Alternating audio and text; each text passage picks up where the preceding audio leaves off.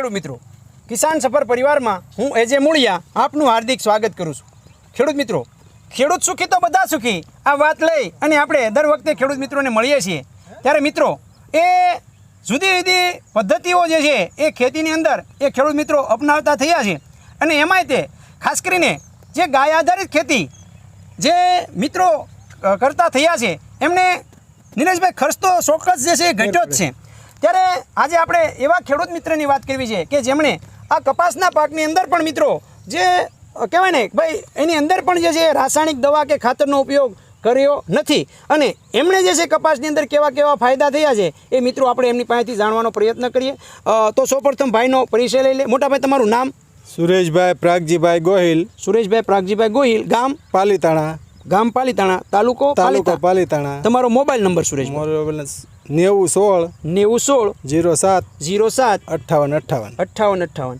હવે સુરેશભાઈ, તમે જે છે એ કપાસમાં રાસાયણિક દવા ખાતર ને એવું શા માટે બંધ કર્યું?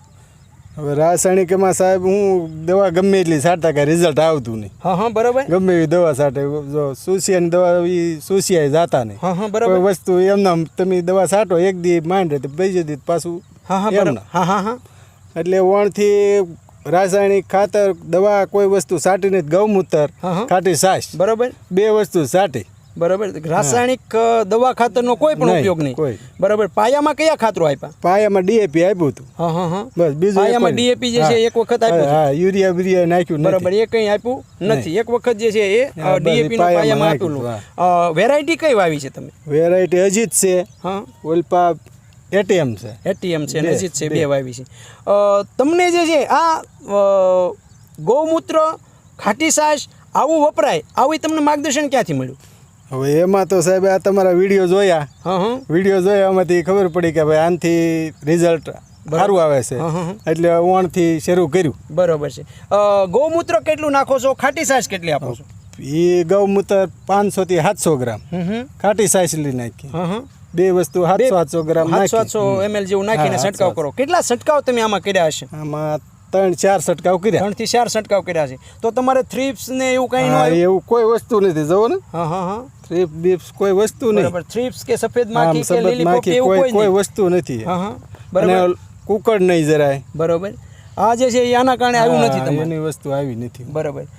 જોયું ને મિત્રો કે આ પાયાની અંદર જે કહેવાય કે ભાઈ પાયામાં એક વખત ખાલી માત્ર ને માત્ર ડીએપી નાખ્યું છે, ઉરિયાનો એક પણ ડોઝ આપવામાં આવ્યો નથી, ઉપર જે છે એ કોઈ પણ પ્રકારની પેસ્ટિસાઇડ દવાનો ઉપયોગ કરવામાં નથી આવ્યો, માત્ર ગૌમૂત્ર અને ખાટી છાશ 700 ml નાખીને 3 થી 4 છંટકાવ સુરેશભાઈને કરેલા છે।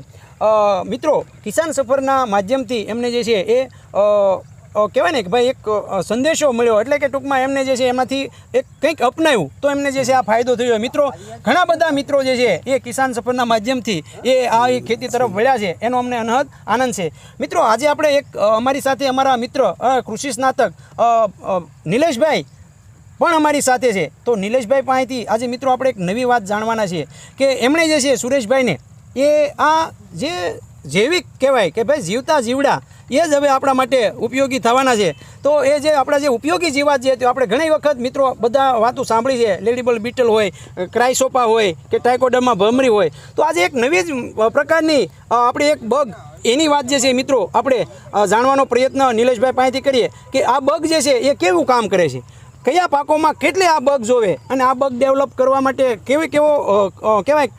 કેવા પડકારો આવે છે અને એને કેવી રીતના આપણે છોડની અંદર આપણા પાકની અંદર છોડશું તો કઈ જીવાતોમાં કામ આપશે, નિલેશભાઈ પાસેથી જાણીએ। નિલેશભાઈ, આ બગ વિશેની સંપૂર્ણ માહિતી આપતા પહેલાં તમારો પરિચય? મારું નામ નિલેશભાઈ પટેલ છે, હું પાલીતાણા ભૂમિ સીડ્સ એન્ડ ફર્ટિલાઇઝર નામથી શોપ ચલાવું છું અને મારો મોબાઈલ નંબર છે 99255 04242। હવે આ જે આપણી જે બગ જે છે એ બગની જે છે એ માહિતી તમે કેવી રીતની મેળવીને આ બગ કેવી રીતનું કામ કરશે એની એક અમારા મિત્રોને વાત કરો। હવે આપણે ભાવિનભાઈ ગાંધી છે અને નિમાશક્તિ જે મેં શરૂઆતમાં કોન્ટેક કર્યો તો એમની પાસેથી જ માહિતી મળી હતી, પછી મેં આનું ગૂગલ ઉપરથી તે બધું માહિતી મેળવી, પણ હવે આને આપણે મેળવ્યા પછી જે આ રેડિયોવિડ બગ નામથી ઓળખાય છે અને એક એસેશન બગ્સ નામની પ્રજાતિની એક જાત છે. હવે આની ઘણી બધી પ્રજાતિઓ છે, પણ જે લાભકારક પ્રજાતિ કહેવાય જાતિ એ આ બગ છે. તો આ બગને જનરલ આપણે પરોપજીવી બીજા ઉપર આધાર રાખીને જીવતી જીવાત તરીકે ઓળખીએ.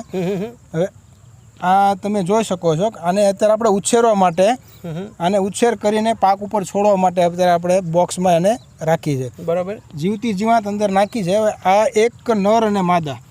હવે નરને ઓળખવા માટે એની સાઈઝ નાની હોય છે અને માદાની સાઈઝ મોટી હોય છે. હવે આ નર થયું અને આ માદા થઈ. આ બે બંને પ્રજાતિ છે. એવરેજ 25 થી 30 દિવસના સમયગાળામાં એવરેજ 80 થી 150 ની પ્રજાતિ વિકસાવી શકે છે. 15 દિવસના સમયગાળામાં 25 થી 30 દિવસના ગાળામાં. હા, એવરેજ 150 થી આજુબાજુ એ પ્રજાતિ મૂકી શકે છે. અને એની લાઈફ સાયકલ દરમિયાન એવરેજ 2 થી 3 વખત એની પેઢી બનાવીને જાય છે. બરાબર છે. એટલે એ ગુણાકારની ગતિએ વધતી જીવાતમાં ગણાય. એટલે એક વખત આ ડેવલપ થઈ જાય પછી થોડા ઘણા અંશે આપણે પાક ઉપર છૂટી મૂકો અને બીજી આપણે ઉછેરવા માટે રાખો. હવે આ વસ્તુ અને ડંખ હોય છે. એટલે આને કોઈ મોઢું નથી હોતું, વીછી જેવો ડંખ હોય છે, દેખાય તો. બરાબર. હવે જીવાતને સીધી ડંખ મારે એટલે એની અંદર અમુક એવા એના રસાયણો છે એ છૂટે છે અને જીવાતને પેરાલાઇસિસ જેવું થઈ જાય. એટલે પછી નિષ્ક્રિય થઈ જાય અને પછી એનો રસ ચૂસીને એને નાશ કરે છે. જે અહીંયા આપણે જોઈ શકો છો, જે એને ખોરાક માટે એને ઉપયોગ કરે છે. એટલે કોઈ પણ નાની જીવાત હોય કે મોટી જીવાત હોય, બધાને એનો પોતાનો ખોરાક તરીકે ઉપયોગ કરે છે. અને આ એક લાભકારક જીવાતમાં બહુ ઉત્તમ જીવાત તરીકે આ ઓળખાય છે. હવે આ વસ્તુ આપણે પાક ઉપર છોડવાથી જે તે જીવાત છે એ સંપૂર્ણ નાશ કરશે. એટલે તમે પેસ્ટિસાઇડના છંટકાવ ઓટોમેટિક ઘટતા જાય. લાખોની સંખ્યામાં જે જીવાતો છે આ પેદા થાય તો એને પૂરો ખોરાક મળી રહે. એટલે ખોરાકને ગોતવા એ ગમે તે જગ્યાએ જઈ શકે છે. તમારા પાકમાંથી બીજા કોઈ પાકમાં ખોરાકમાં મળી રહે તો ત્યાં જાય. એટલે પેસ્ટિસાઇડના છંટકાવ ઘટાડવા માટે આ બેસ્ટ ઓપ્શન છે. આ કઈ જીવાતોનો ખાત્મો કરે છે સાહેબ? તમામ પ્રકારની જીવાત, કોઈ પણ જીવાત હોય.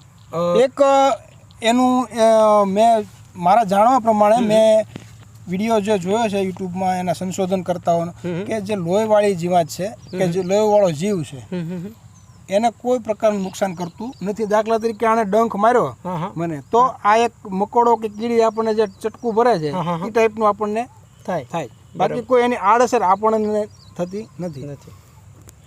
નિલેશભાઈ, આ 1 વીઘામાં આ આપણે છોડવું હોય કોઈ પણ પાકમાં તો આ છોડ્યા પછી કોઈ રાસાયણિક દવા કે ખાતર કે કેટલા સમયે ન આપી શકાય? ખાતરનું તો ખબર નહીં, પણ પેસ્ટિસાઇડ તમે ઉપરથી છાંટો છો તો આ વસ્તુ તો નાશ થઈ જવાની. હા, બરાબર છે.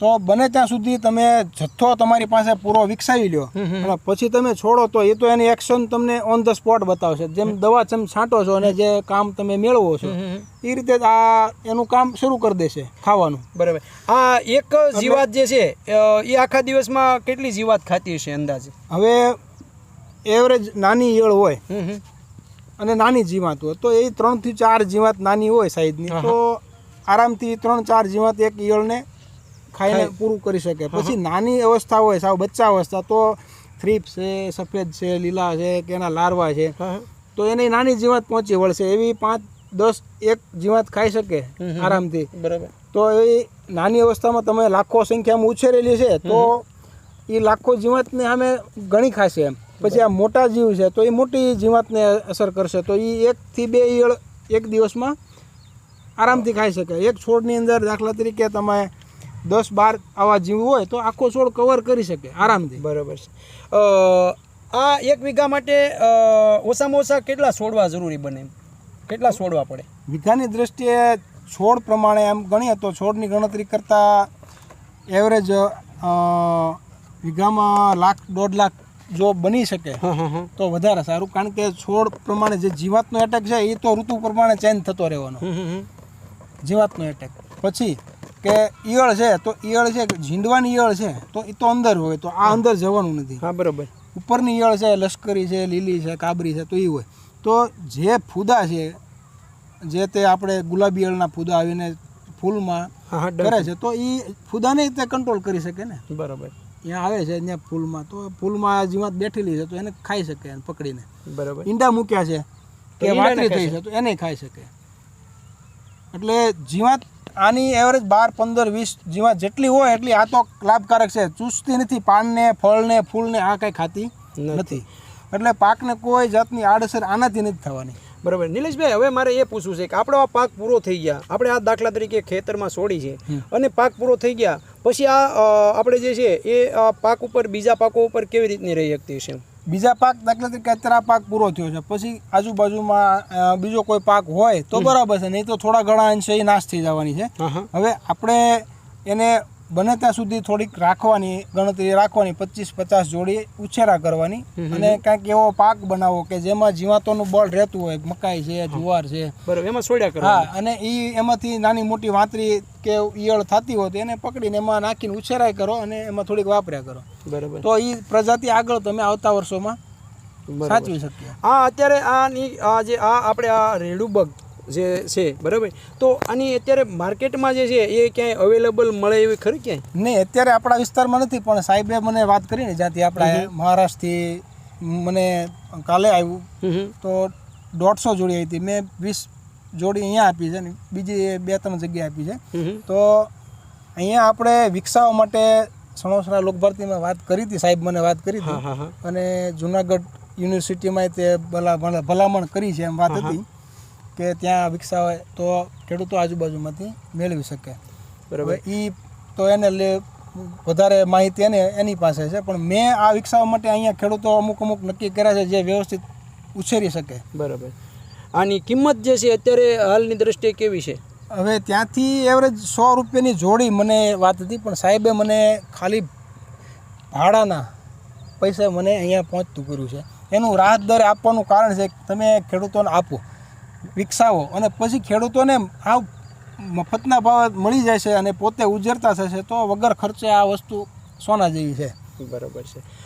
સરસ મજાની વાત. એ આપણને મિત્રો આજે આ એક કહેવાય ને કે ભાઈ ખેડૂતો માટે એક કંઈક ને કંઈક નવા સંશોધનો એ થતા રહેલા છે, ત્યારે આ આપણા વિસ્તારની અંદર નિલેશભાઈ એક નવો શીલો સાંતરી અને આપણા ખેડૂત મિત્રો માટે કહેવાય ને કે ભાઈ એ તો દવાના વેપારી છે, છતાં પણ જે છે એ મિત્રો એમણે જુઓ કે આણે જે છે એ નિલેશભાઈએ એ એક એના રસનો વિષય છે અને એમના કારણે એમને આ બગ જે છે એ વિચારો કહેવાય ને કે ઉછેરવાનું જે છે એ માથે લીધું. તો મિત્રો આવતા ભવિષ્યના સમયગાળાની અંદર મિત્રો આપણે પણ જે છે એ આવી બગ આપણા ખેતરની અંદર જે મિત્રો ગાય આધારિત ખેતી કરે છે, જે મિત્રોને દવા ખાતર નાખવું જ નથી ખેતરમાં, તો એ મિત્રો જે છે આનો ઉપયોગ કરશે તો ચોક્કસ જે છે એને ઘણો બધો મિત્રો ફાયદો થશે અને એમના જે છે એ દવા ખાતર વગેરેના એટલે કે ઓછા ખર્ચની અંદર જે મિત્રો આપણી જે વાત છે તો એનાથી જે છે આપણે ચોક્કસ જે છે આપણા પાકનું રક્ષણ કરી શકશું. નિલેશભાઈ, તમે આજે અમારા ખેડૂત મિત્રોને સરસ મજાની આ રીડુવીડ બગ વિશેની સરસ મજાની માહિતી આપવા બદલ હું એજે મૂળિયા આપનો ખૂબ ખૂબ આભાર માનું છું કે તમે જે છે અમારા મિત્રોને સરસ મજાની વાત કરી. સાથે સાથે સુરેશભાઈનો પણ આભાર માનીએ કે એમણે જે છે અમારા કિસાન સફરના વિડીયો જોઈ અને એના ખેતરની અંદર આ વર્ષે કમસે કમ જે દવા ખાતરનો જે દવાનો ખર્ચ જે થતો હતો એ એમણે બચાવ્યો છે. તો મિત્રો તમે પણ જે છે હજે જે મિત્રોને આવો ફાલ ખરવાનો પ્રશ્ન હોય, જે મિત્રોને કોઈ જીવાતનો પ્રશ્ન હોય તો ચોક્કસ તમે આનો ઉપયોગ કરો. હું એવું નથી કહેતો કે તમે પેસ્ટિસાઇડ બંધ કરી દો, પણ એમાં અડધો કાપ મૂકી દેશો તો પણ મિત્રો આપણે દવા ખાતરના ખર્ચા ઘણા બધા ઘટી જશે. આવી સરસ મજાની વાત કરવા બદલ નિલેશભાઈ અને સુરેશભાઈ તમારો હું કિસાન સફરની ટીમ વતી એજે મૂળિયા ખૂબ ખૂબ આભાર માનું છું. ખેડૂત મિત્રો, ખેડૂત સુખી તો બધા સુખી.